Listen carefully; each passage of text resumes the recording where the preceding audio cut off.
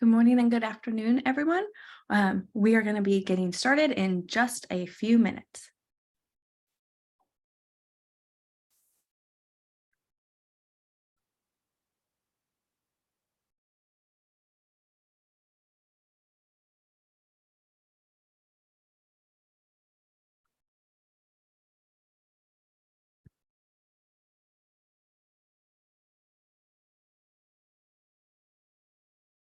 All right, so let's just dive right in.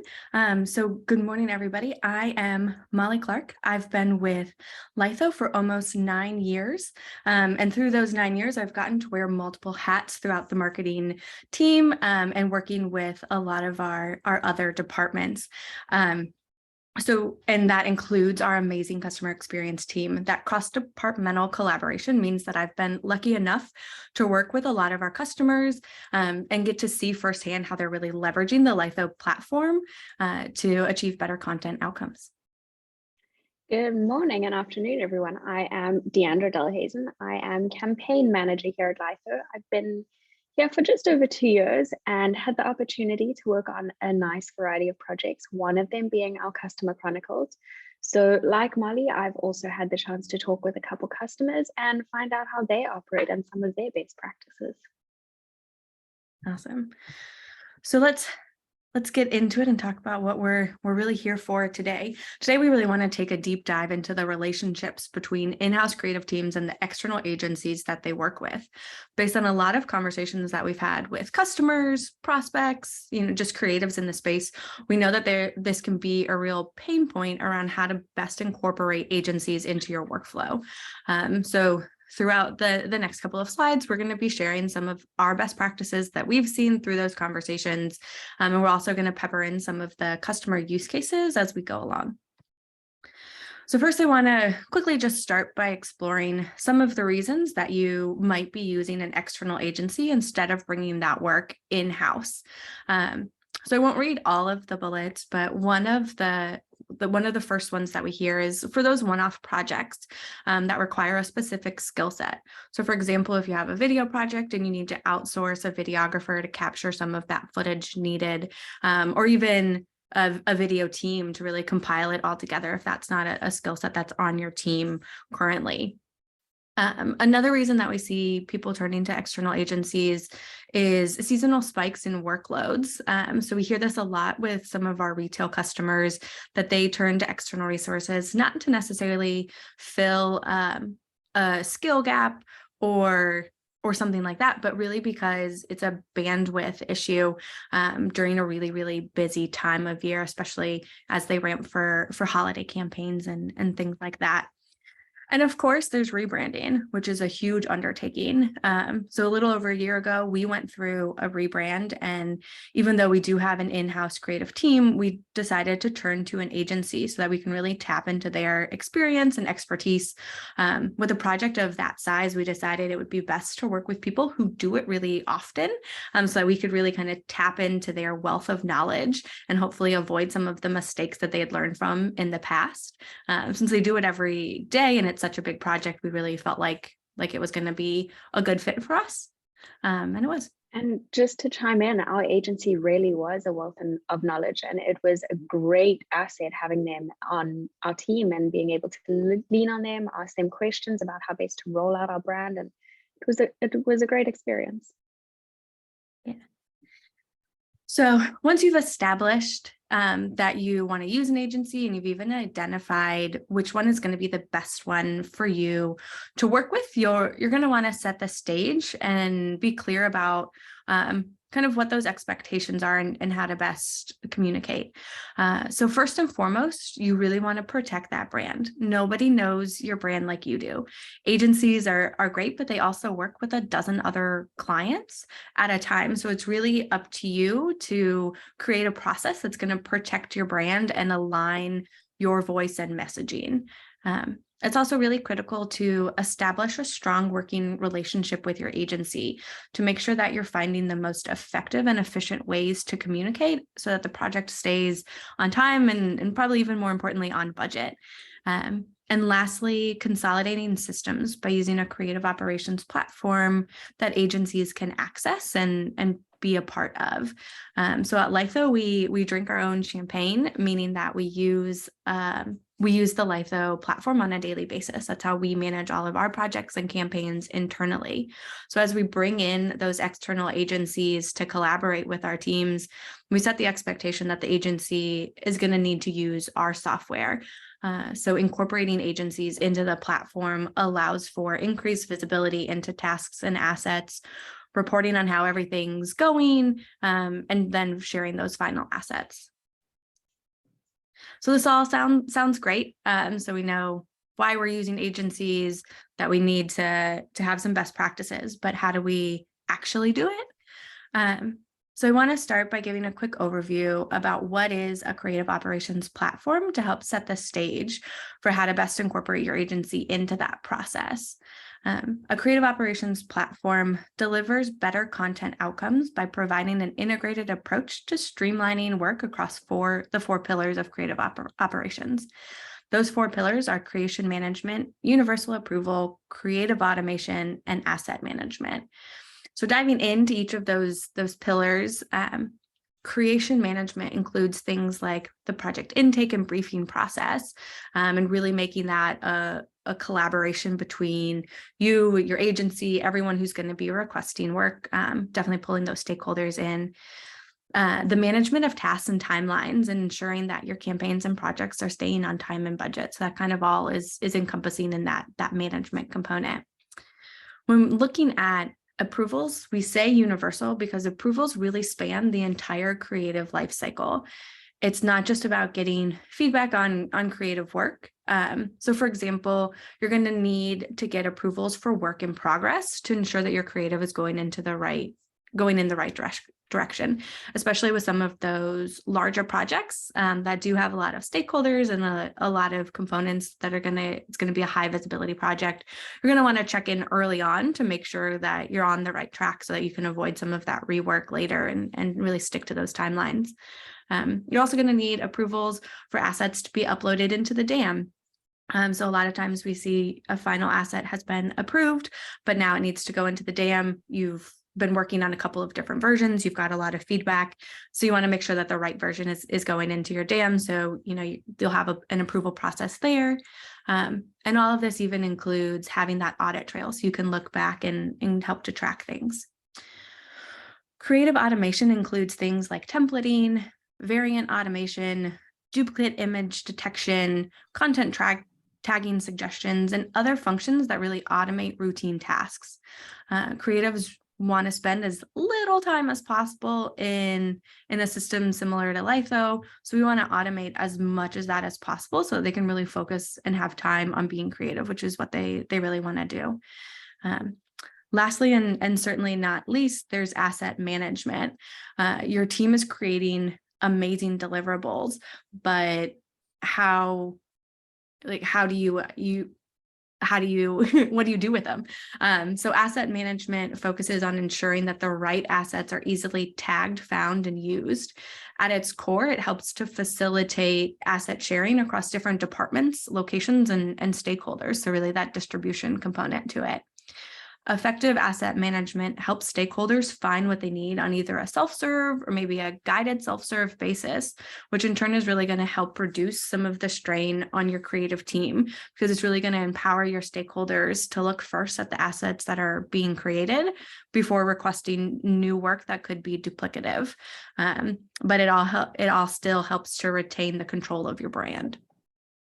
So in conversations with different creative teams, through different surveys, industry events, customers, all of these different conversations, we typically hear that these four pillars and kind of this structure and framework is really aligning with how they work internally or how they ideally would like to be working internally. But often times we hear that in order to manage this process, there's a lot of different softwares that they're using. So with Lytho, we do like to consolidate them so that there's one single source of truth. So all of this can be managed within our Lytho creative operations platform, making it really easy to then incorporate agencies into that process without having them need access and knowledge into a lot of different tools and systems. So with that, let's dig in to see where your agencies can actually fit in. And I've done a lot of talking, so let me turn it over to Dee. Thank you, Molly. So asset management is the pillar where we do see the most connectiveness between your in-house teams and your agencies. Being able to manage your assets between the two is really a fundamental in collaborating effectively. We do have several customers that use the DAM in really unique ways to share their assets and information with their agencies. So let's firstly start off with sharing your brand guides. This ensures your agency knows exactly what's expected of them in terms of the brand, the messaging, the look and feel, and all that.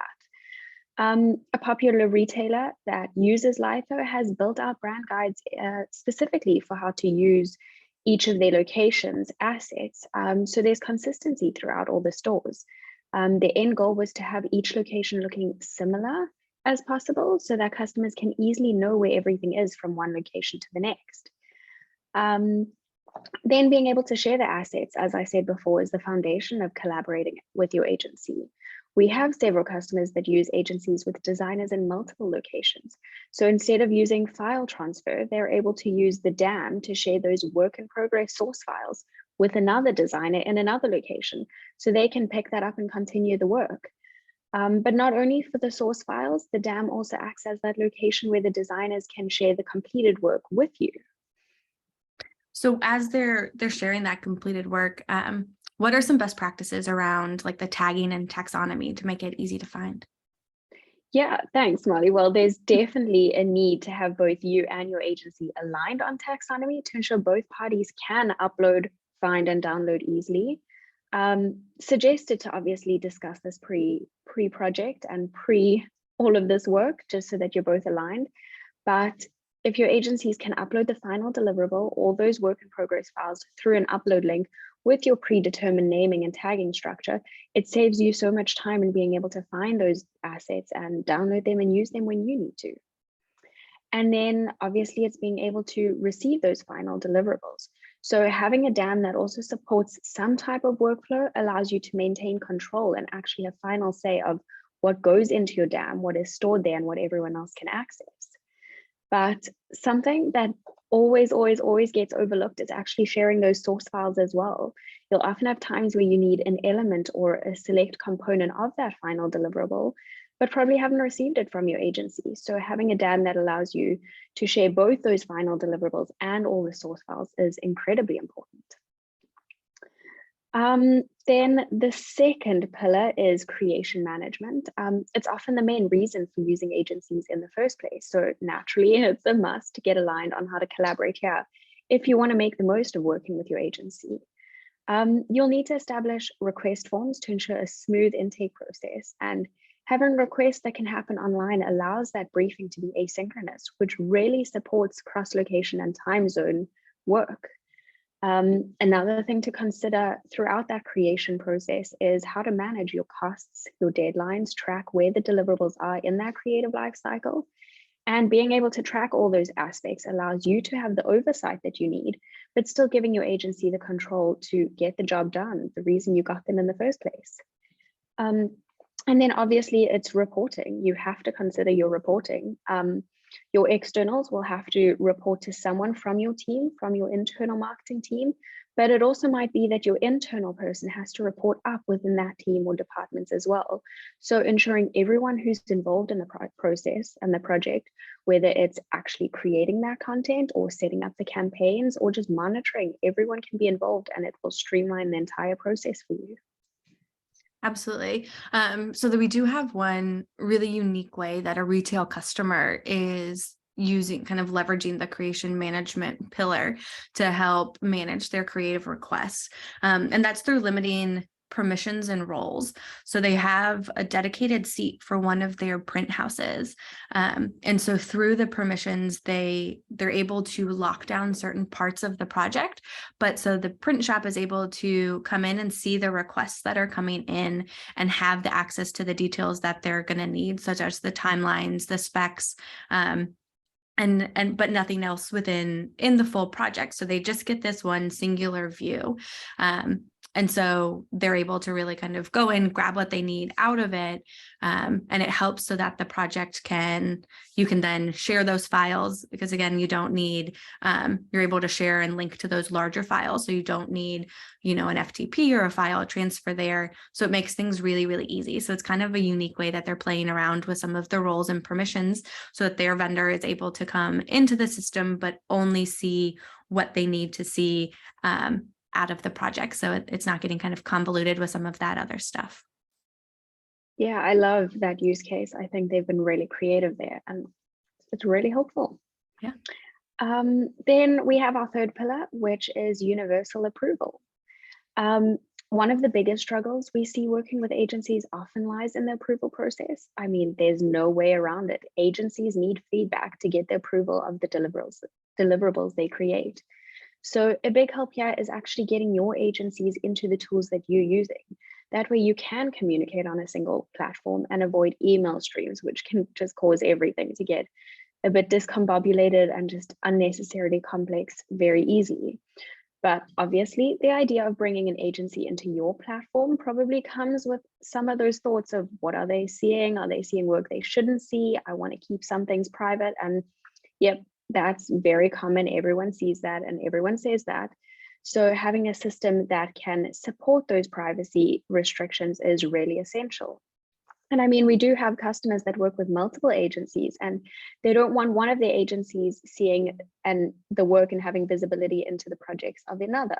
So one of them has set up a specific term or a role for agencies that has limited permissions.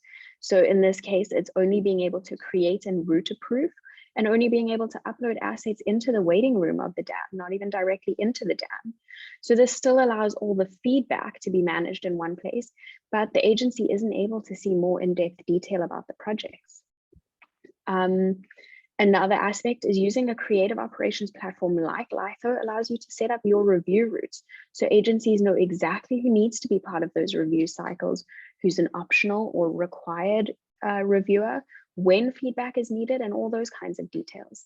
So getting your agencies to include messages and instructions on each review to know exactly what is asked, that's a really easy way to make sure everyone's on the same page. I mean, maybe they're only asking you to review a copy, for example, and not the design at that stage. So providing clear lines of communication keeps everyone on the same page, and you don't waste time giving feedback that they aren't asking for. But at the same time, they don't walk away from a review feeling unsure because they haven't received the feedback that they actually need. Another thing we've noticed from some of our customers is the benefit of having someone to own that feedback relationship. A feedback manager, if you will, can be that point of contact to ensure progress is being made. And when it happens, because it's inevitable, conflicting feedback can be managed effectively. And then, of course, let's not forget the importance of having your agency in the review and approval conversations that you're having internally. When an agency is pulled into those conversations, they're sometimes viewed as the subject matter expert in the eyes of the stakeholder. This is a really great point of collaboration for both in-house teams and their agencies. So very similar to how we turned to an agency for our rebrand. Part of that was they were that industry expert. They were that subject matter expert, and we really wanted to tap into that knowledge. But at some point, we do also hear that some stakeholders are sometimes more trusting of an agency than their in-house team because that agency does it all the time. So this is really through the approval process can be a great point for the agency and in-house team to really be aligned and make sure that they are kind of in that lockstep so that they're saying the same thing and really supporting each other, because that's going to make process and projects and everything go so much smoother. So it really is, such a great point of collaboration and real kind of partnership here. Yeah, absolutely. I agree. So then finally, we have creative automation. An unfortunate reality of working with agencies is that it can get pretty costly pretty quickly, especially for repetitive work. So using templates is an amazing option for recurring content and recurring projects. And templating can extend to both projects and campaigns, as well as content creation. So looking at projects and campaigns, even though for a repetitive project, each person may know what their tasks are, it's still important to manage that project as a whole and keep everyone on the same page. So having a template keeps everyone in check and aligned on the deadlines, the tasks, the outputs, everything in between, and just helps you manage a smoother process. But then on the flip side, for content creation templates, these are really beneficial when you want to produce content that's similar.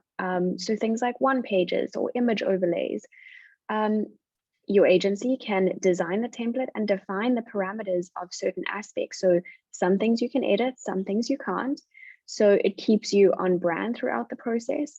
And this is where a template builder like Lytho's Create and Publish module is really helpful, because it allows your team with no design experience, no expertise, to come in and create these on-brand, well-designed content pieces.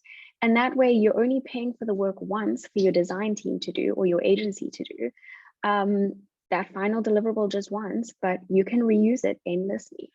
So a really, really helpful aspect there. Something else to consider is setting up your processes with dependencies and blockers keeps both you, your internal team, and your external agencies on the same page in terms of project schedule. So the workflow of a project is visible, but you'll be able to see if there's a blocker preventing your agency from doing something they need. But at the same time, you can see if your agency's task is blocking you from continuing on a project or campaign. We do have several customers that incorporate their agencies into their workflow in a variety of ways. For example, one of our banking customers has an agency that they use for all of their digital and website work. So the account manager from the banking the agency has a core team member seat. They were trained in Lytho like a regular team member would be. And together they've worked to build out those project templates, all the review routing tiers, the dependencies and blockers. So in this case, the account manager acts as the liaison between the internal team and the agency, making sure any information is shared back between the two parties. And essentially they just become an extension of the team. And then finally, to round off, creative automation is a factor that we absolutely cannot overlook, which is visibility. Briefly mentioned it before, but of course you'll need your agencies to have visibility into the tasks and projects, brand guides, assets, all those details that they need. But naturally, you'll want to protect all your other information that doesn't relate to them. So setting up the right permissions and roles that gives agencies access and insights while protecting other content from their view is a really helpful aspect. And setting up these permissions effectively ensures you're able to protect your IP, which at the end of the day, we all want. It's our hard work and we don't want it to fall in the wrong hands. So yeah. Absolutely. Thank you, Dee. These are all really, really great points and helpful. So as we're kind of coming up on the half an hour mark, I want to quickly summarize some of these and then we'll open it up to questions. So really having your external agency incorporated as a user into your creative operations platform is going to be really extremely important to help ensure that projects and campaigns are staying on time and on budget. So a couple of points to help ensure that smooth transition and collaboration are ensuring that your agency has your brand guidelines and sticks to them. So being able to provide that information to them. Establishing an intake and briefing process with your agency so that it's really collaborative for both teams, so that you're kind of setting up projects at the very beginning for success, that both you are able to capture that information that then the agency is really going to need in order to do the work that we're asking them to do. Setting up those review routes for that seamless routing. You're going to need to know, you're the one who's providing the information of who on your team's going to need to give feedback, see it, be included in that. So going ahead and establishing those routes ahead of time will make it super easy for agencies just to kind of click and go. And then also in the same kind of thought process, setting up and collaborating on templates for recurring projects. So if you're using your agency to kind of, as a digital agency that's going to be creating a lot of ads and it's very repeatable projects, work with them to set up the templates. So all of the tasks, the milestones, blockers, dependencies, all of those types of things are being captured once. So you can just keep keep it rolling and you don't have to rebuild those projects every single time. Establish a process for file sharing, tagging, and where those final deliverables are.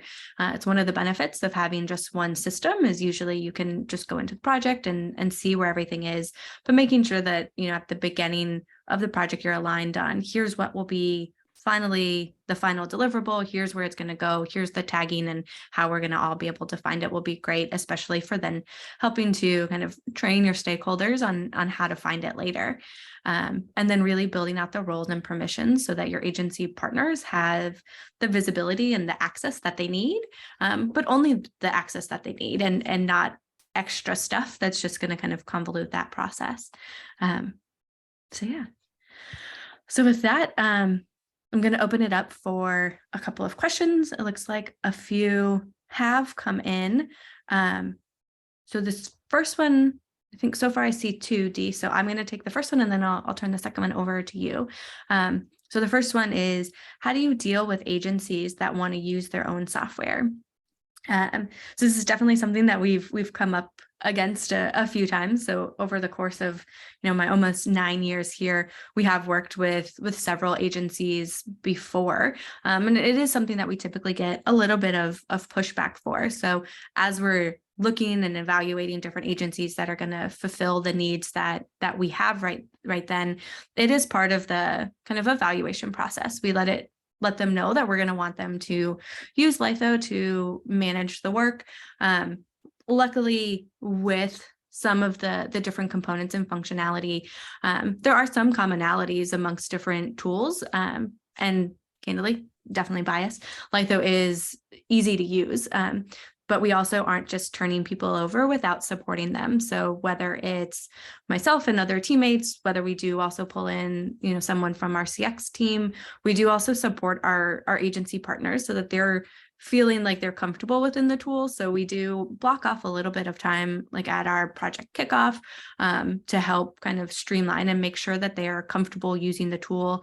If they have their system that they've used before and they've built out projects for it, we'll take a look at those projects and help kind of build them out within Lytho so that they're following kind of the step-by-step process that they would like to follow, but it's in our system so that we can see and have that visibility and that comfort level that it's in our tool. They're going to put the final deliverables, those source files, into our DAM and everything. So we definitely partner with them for that. So yeah, we try to make it as easy as possible, but it is something that we hold pretty strong with, that we want them to use our system. So Dee, here's a good question for you. How do you ensure agencies deliver all of the relevant files, like source files? Yeah, so as we know, it's not often that agencies do share everything. So I think the first point here would be to set those clear expectations with your agencies that you do need everything, not just the final deliverable. You want all those source files as well. And to use upload links to make sure that they know how to share that with you is really helpful. But on top of that, having integrations can just support that process and make it so much easier.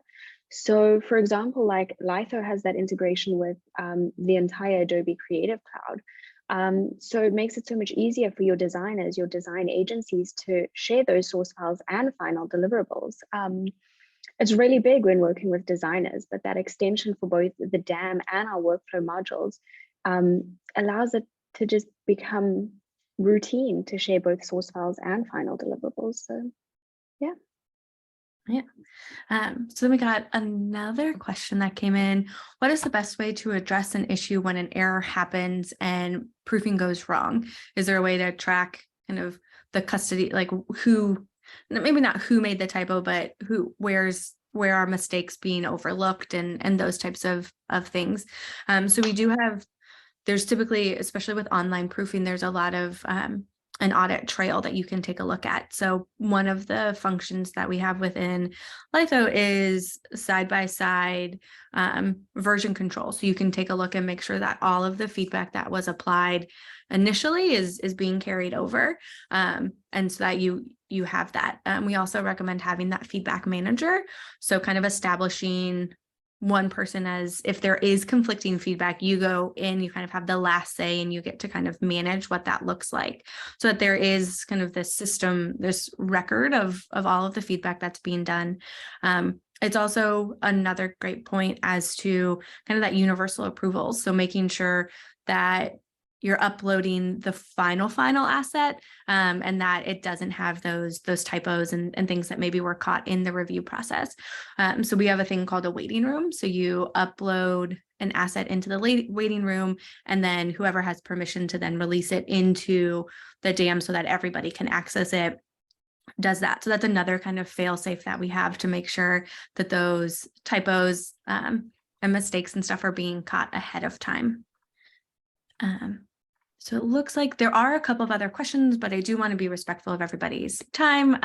So we are at the half an hour mark. If we haven't answered your questions, we will follow up with you individually and make sure that we get you those answers.